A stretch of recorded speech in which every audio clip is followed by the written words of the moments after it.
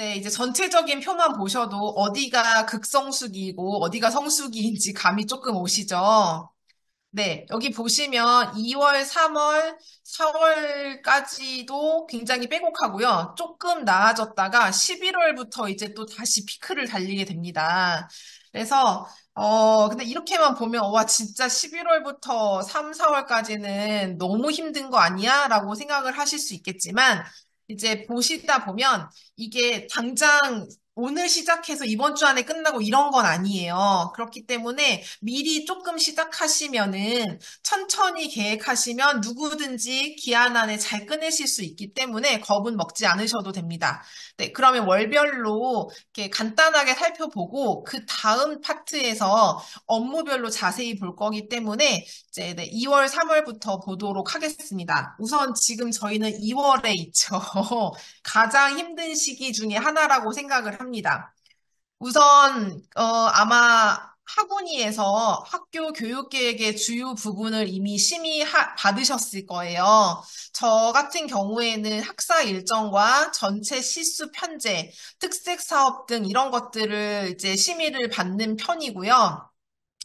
그리고 이제 이 심의가 끝나면 본격적으로 교육과정을 작성하기 시작합니다. 그런데 지금 동시에 여러 가지 일을 하셔야 되는데, 이제 학년 그리고 교사교육과정 양식도 준비하셔야 되고 이제 여기에서 의미하는 교사교육과정은 학급 교육과정이라고 생각하시면 됩니다. 그리고 전교 시간표와 특별실 시간표를 완성을 하셔야 3월에 계약했을 때 무난히 넘어가실 수가 있어요. 그래서 이걸 동시에 계속 하셔야 되고요. 학사력 같은 경우를 작성하셔야 되는 부장님 같은 경우에는 학사력이 나오면 그러니까 학사 일정이 나오면 바로 업체에 컨택을 해서 시안을 받으시고 시안을 교장, 교감 선생님과 여러 번 보여드리고 컨펌을 받으신 다음에 바로 주문을 들어가셔야 돼요. 지금 굉장히 인쇄소가 핫한 시기여가지고 빨리 주문을 하지 않으면 늦게 올 수도 있다고 하더라고요. 가장 아름다운 것은 개학날 학사력이 나가는 겁니다. 왜냐하면 지금도 교무실로 전화가 많이 와요. 언제 학사 일정 나와요? 언제 시간표 나와? 이런 것들이 있기 때문에 가급적 개학날 나올 수 있게 해주시고요. 그리고 전 직원 출근일에 연수하시잖아요. 그 연수 계획도 지금 세우셔야 됩니다. 그런데 이제 저 같은 경우에는 이때 많은 것을 알려드리기보다는 올해 새로 바뀌는 2024 뭐 초등교육 뭐 변동사항 그리고 그다음에 올해 같은 경우에는 2022 개정교육과정의 뭐 엑기스 요 정도만 안내를 드리거든요. 그러니까 너무 많은 내용을 자세히 알려주시려고 하시다 보면 스트레스 많이 받으시는데 그러실 필요는 없는 것 같습니다. 그런 자세한 부서별 계획은 3월에 교육과정이 다 나오고 나서 연수하셔도 늦지 않으세요. 그렇기 때문에 지금 너무 전 직원 출근일에 올인하지 않으셔도 됩니다. 그리고 교과서 배송이 잘 되고 어디로 배송이 될 건지도 체크하셔서 학년에 안내하셔야 되고요. 그리고 기초학력 강사 같은 경우에는 채용을 어떻게 하실 건지 미리 계획을 다 세워 놓으시고 저 같은 경우에는 업무를 할 때 미리 다 계획서와 그 수문까지 다 적성을 해서 임시 저장을 해놔요. 그래서 그날 되면 바로 올릴 수만 있도록 해놓거든요. 그래서 시간이 있으시면 미리미리 해놓으시는 걸 추천드립니다. 그리고 전년도 학교 평가 결과가 학교 홈페이지에 탑재가 됐는지 꼭 확인하시고 이것은 로그인 없이 확인할 수 있어야 하는 항목입니다. 그렇기 때문에 로그인 하지 마시고 꼭 들어가셔서 확인을 해 보시면 되겠습니다. 자, 이제 그 격동의 2월이 지나면 3월 계약을 하겠죠. 네, 계약을 하시면 최대한 빨리 학업성적관리위원회를 개최하셔야 됩니다. 저 같은 경우에는 늦어도 계약한 그 다음 주 초까지는 이걸 여는데요. 이걸 열어야 그 학기의 학생 평가 계획 수립을 하고요. 그다음에 결석 일수를 어떻게 잡을 건지, 며칠 이상이어야 특기사항을 작성할 건지, 이런 모든 것들이 다 여기서 작성이 되기 때문에 빨리 열어서 하시는 게 좋습니다.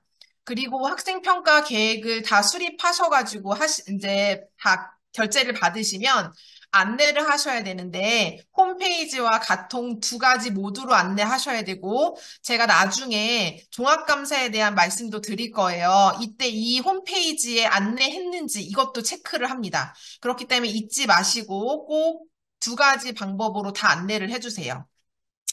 네, 그리고 이제 기초학력 같은 경우에는 진단 활동을 한 이후로 이제 학생을 파악하고 협의회를 구축하시면 되고요.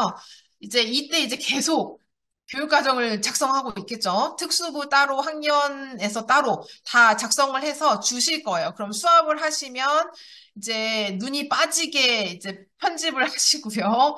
그리고 업체로 넘기시면 됩니다. 요즘 대부분의 업체들이 페이지나 목차 이런 부분들은 다 꼼꼼히 봐주더라고요. 그래서 그런 부분까지 너무 자세히 보실 필요는 없고 대신 이렇게 잘 맞는지 확인해 주세요라고 하면서 맡기시면 됩니다. 그러면 이제 완성이 되면 자체 연수를 하시면 되겠습니다. 그리고 선행유발, 관행, 근절 연수는 2번 하시면 되는데 학기당 1번씩 하시고 네, 가급적 3월 안에 하시면 됩니다. 교원학습체 뭐 공동체 구성이라든지 이런 것들은 우리가 늘상 하던 대로 하시면 되고요. 학교 자율 사업 운영제 요거 수립해서 제출하라고 3월 말까지로 공문 와 있을 거예요. 요거 이제 논의하셔가지고 제출하시면 됩니다. 학부모 공개 수업이랑 뭐 이런 것들 다 추진하시게 될 거고요. 요건 교무부장님이랑 같이 하셔야 됩니다. 그리고 저는 학교평가운영위원회를 3월 말에 하시기를 굉장히 추천드립니다. 왜냐하면 학교 평가라는 게 취지가 학교 교육과 이제 이 평가를 다 이어서 하나로 하겠다는 것인데 보통 잊고 계시다가 6월쯤에 갑자기 뜬금없이 학교평가운영위원회를 하실 때가 있어요. 근데 물론 그게 안 된다는 건 아닙니다. 그렇지만 이걸 먼저 하셔서 우리 학교는 올해 어떤 부분에 초점을 맞춰서 계획을 할 거고 마지막에 그래서 이렇게 질문을 하겠다라는 계획이 나와야 되기 때문에 3월 말이나 4월 초쯤에는 1차 회의를 하시면 좋습니다. 자, 그럼 3월까지 되셨으면 이제 큰일은 거의 다 하셨어요. 네, 4월 되시면 뭐 컨설팅 장학이라든지 정보공시 1차 입력이 있는데요. 교육과정부장은 정보공시 1차 입력해야 될 내용이 굉장히 많아요. 그래서 근데 이 내용들은 대부분 3월에 다 준비된 내용들이에요. 그래서 요거를 편집해서 올리시기만 하시면 됩니다.